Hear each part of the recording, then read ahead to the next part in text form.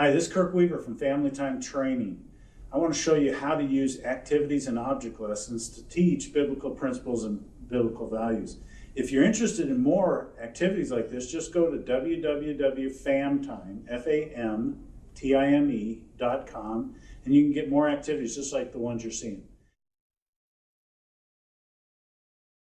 I sometimes say this is the language of kids because kids learn by doing activities and object lessons, but it's really the language of adults. It's how we learn best.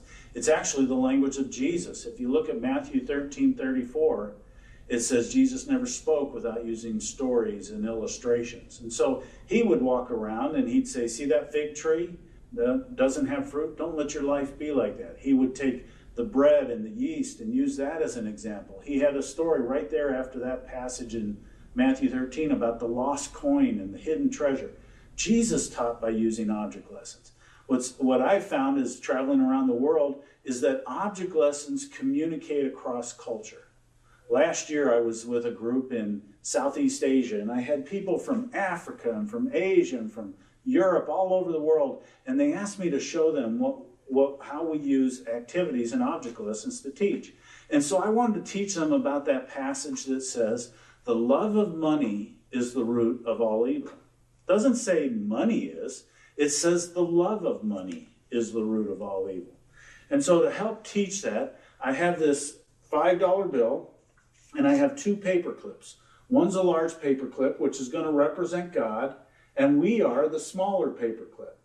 And what we want to do is we want to make sure that money doesn't get in between us and God. So as you can see here, I'm putting the large paper clip on one end of this $5 bill and the small paper clip on the other end of the $5 bill.